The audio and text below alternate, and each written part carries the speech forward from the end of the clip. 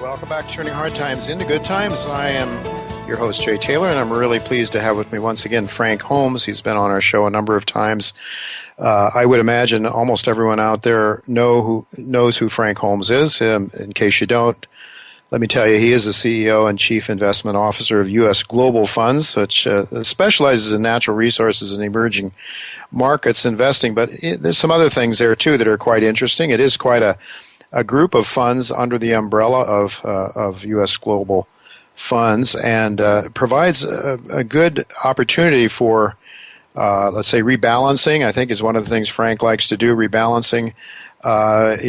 Taking some money off the table and putting it in some other areas. It's done very well over the last number of years. So thanks for joining me again, Frank. It's really good to have you with me. It's great to be on your program.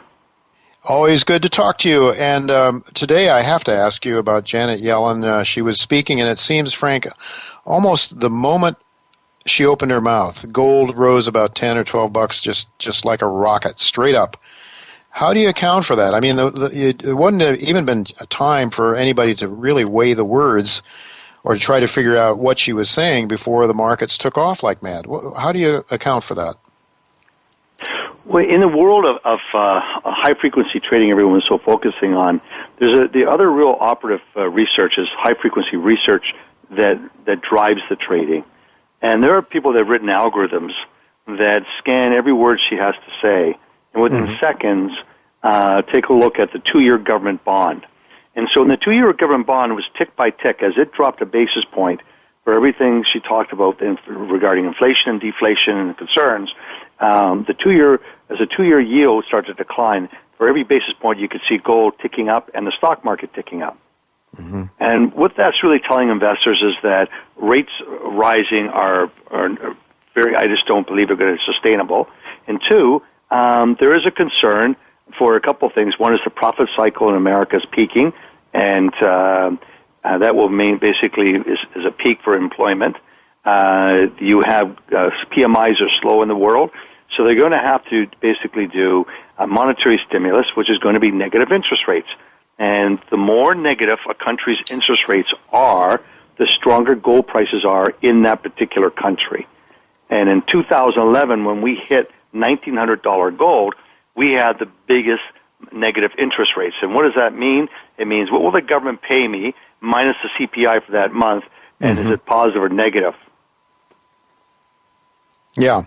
So what we're being led to believe, and what I've believed all along, Frank, is what you just said, that rates are not likely to rise. They cannot allow rates to rise. They have to keep accommodation with massive amounts of money that's pumped into the system, driving interest rates lower and more negative. Again, have we ever been positive, though? I don't think we've ever been positive, even in this decline in gold from 1900, have we? In the U.S. Oh, yes, we have. We've been with positive rates? Yes, we have. Yeah. If you take the government's inflation numbers, yeah. Yeah, but if that doesn't matter. What's really faked us, Jay, you, I, and everyone else, and is that we've been so consumed with over time and our growing up in this business is looking at the nominal rates. And when you have Fed funds at zero, that's the head fake. So one has to look underneath the hood, and it's like looking at an iceberg. You only see an eighth of the iceberg. The rest is hidden. So when we have zero interest rates for so many countries around the world, you have to take a look at that 2-year, 5-year, and 10-year money and take away the CPI number, and that's where you see all the action. And the action is quite remarkable. So when we go back to September of 2011, it was minus 3% for a 10-year government bond. Well, before rates went up 25 basis points, before that last spring, they were plus 2%. Okay. So we went from minus 3 to plus 2, and Fed funds were zero. So when we look at the rest of the world, they actually went negative. Canada went negative. Australia went negative. So therefore, their currencies fell, and the price of gold and Canadian dollars went to 1,600, and Australian dollars went to 1,600. So, Frank, do you think this trend towards negative interest rates again is something that's sustainable? And I guess the other side of that question then is, do you think that this gold run, this move that we've had a very strong move so far this year in 2016, is this a fake out, or is it something more durable? I think it's more durable because we have a profit cycle for the S&P 500 peaking. Bloomberg did a good article on it this past week, a nice chart showing it. And I think that when we look at PMIs, Europe, Germany were negative again. The 1 month is below the 3 month for the global PMIs.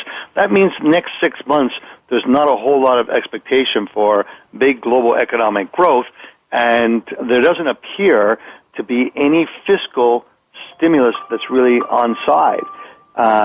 You're seeing this sort of land grab of taxes all over the world. The bureaucracy, I was talking to people today in Colombia, is unbelievable. If you want to send money and you're going to buy a property there, you may have to wait a month to clear all the government bureaucracy. So therefore transactions slow down. Therefore economic activity slows down. And there is no real heart. So the G20 finance ministers prior to 2008 would meet regularly, and it was about synchronized global trade. And we saw a huge impetus behind the energy that's behind the WTO and global boom. Since then, it's been synchronized regulation and taxation. So what the fear is in this global trade is triple taxation. So you're a corporation selling abroad from America, you're going to pay the local taxes, the local municipal taxes, and then when you bring the money back into America, you're going to pay another income tax here, even though it's from sales abroad. So you keep paying these taxes, and there's no reprieve that's on the table for fiscal stimulus. So that's why they're going to have these negative interest rates to try to stir economic growth. Will it work? Well, it's as gold is an asset class. It will. I think it's important that investors look at dividend-paying stocks that are increasing their dividend. They've done very well, Jay. When you look at the broader market, you focus on companies that have low debt balance sheets, and many of the consumer discretionary, consuming basically industrial companies too. They've demonstrated this sort of strong growth in dividend increase, and we track all the companies in the S&P 500 that have increased their dividend over 3 years, and look at every quarter for the past 36 months. And it's really quite shocking to see in this low interest rate environment some of these dividend increases. So I think that's where, outside of owning gold, that you've got to be focused on many of these other companies. Frank, Southwest Airlines have. I want to give you Southwest Airlines increased their dividend 650%. Yes, and we should tell our listeners that you have recently created an ETF that tracks the airline industry, right? And how's that going? It's going exceptionally well in jets. And jets. It's modestly up since it was launched 10 months ago, versus the market. But it's the least expensive of the whole market, and we paid our first dividend year end. So I was really thrilled that we have jets listed on the New York Stock Exchange, and it's the best way to play the airline industry. And it's an industry that is very different than it was in previous cycles, and with falling oil prices, they're even much stronger.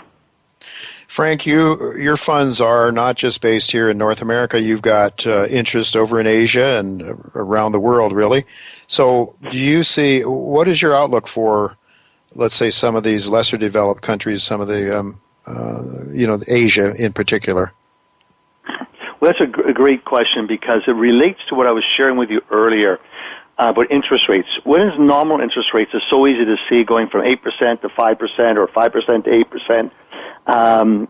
But the research has shown that whenever real rates of return have a 500 basis points change now from negative to positive, that is, for U.S. dollar terms, the dollar screams as a currency, and emerging markets all take it on the chin, and so does gold and commodities.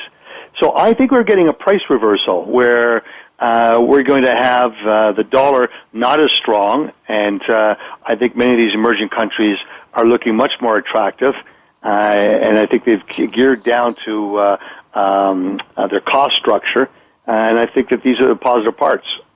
So emerging markets are very attractive. Emerging markets attractive, and possibly a weaker dollar might portend well for countries like Canada, Australia, the countries that produce commodities. Do you see? Are you turning more bullish on commodities? And then I might mention to our listeners, you have your global resource fund, which really tracks commodities. I mean, it's oil and base metals and everything in there, right? And chemicals. So what we've got to do is shift. As the price of gas fell, natural gas, then the chemical companies do well because their input cost is natural gas to make those chemicals. So they have profit margin expansion.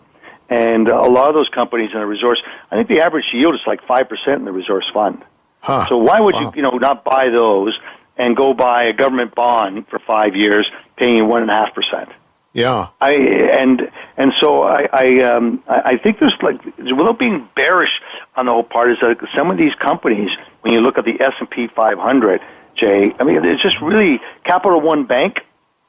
They've increased their dividend in the past 3 years 700%. Wow. Citigroup 400%. I can go Dana Corporation Industrial 440%.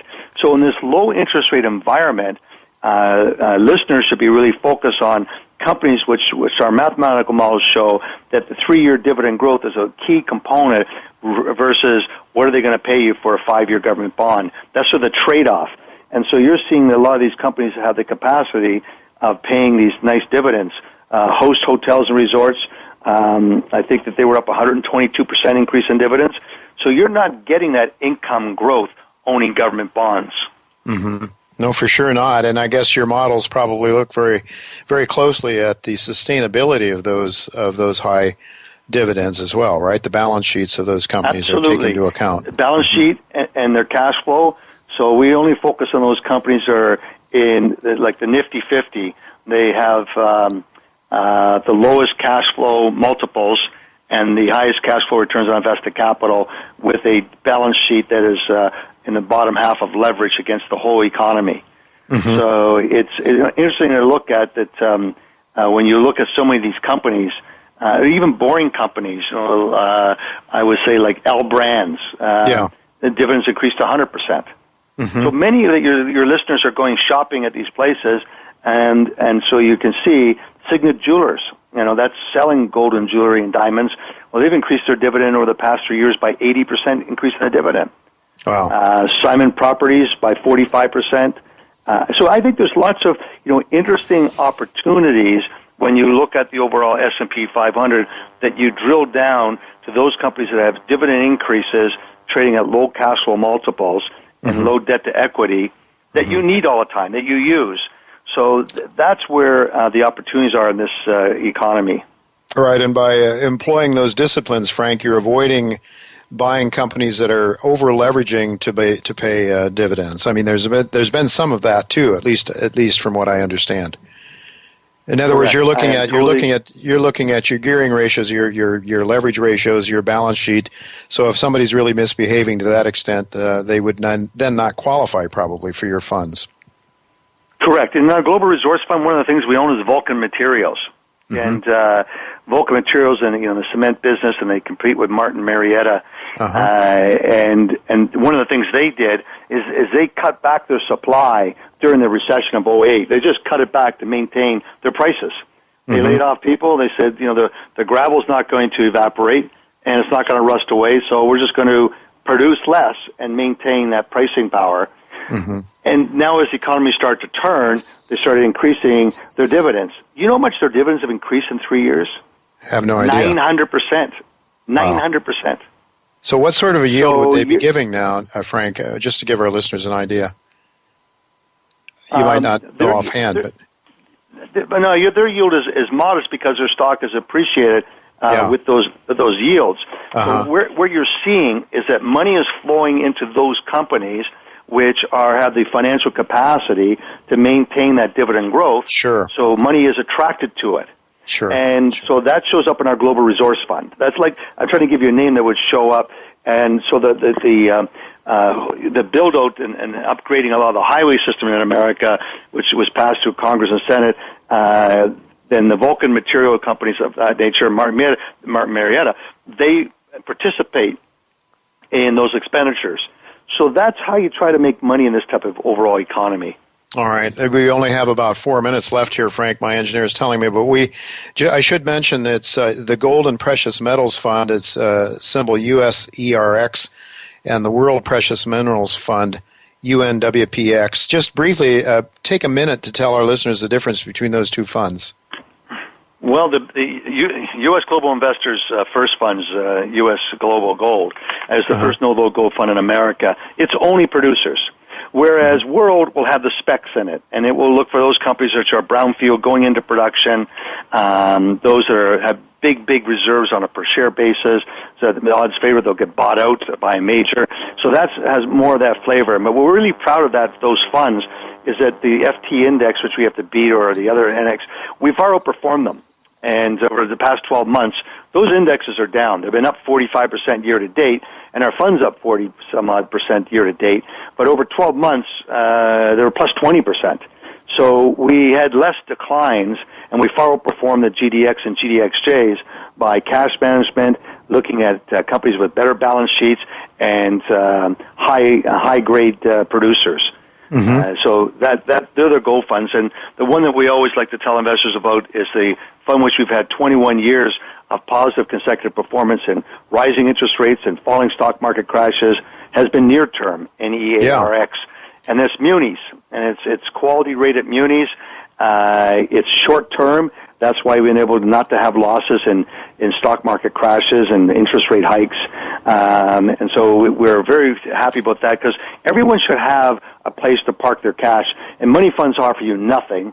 And this is one of those stable places to park your money, and as you rebalance and you go between a gold fund or an equity fund, Nerex is something where I have a lot of my cash, and I recommend that people have that balanced perspective. Right, and within your family of funds, it's fairly easy to switch from one to the other, right? Seamless. Yeah, so that's easy.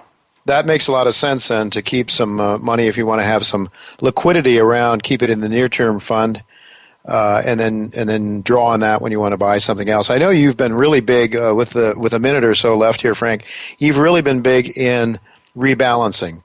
Tell our listeners just a little bit about rebalancing. I saw one time a guy on CNBC or Bloomberg or someplace was giving you a rough time about buying gold, and you were trying to explain to him that it was part of the rebalancing program, that you buy something when it's out of favor, but you have this rebalancing program. Just talk to us with a minute left about your rebalancing. Sure. Every asset class, Jay, has its own DNA of volatility. So when we look at the S&P 500, it's the same as bullion. Plus or minus 20% over any rolling 12-month period is its normal price action. And with that, when you look at gold stocks, they're 40%. Emerging markets are 40%. So those stocks and those asset classes and biotechnology have a much greater volatility. And when they go through these runs, they can easily give you that correction, and that's why in that quarterly rebalance, when you get these spectacular runs, you rebalance. You take a little bit of money off the table, and you go buy the other asset class, which is lagging. And then that asset class seems to catch up and go through a big run, and you take profits off of that, and you buy some gold.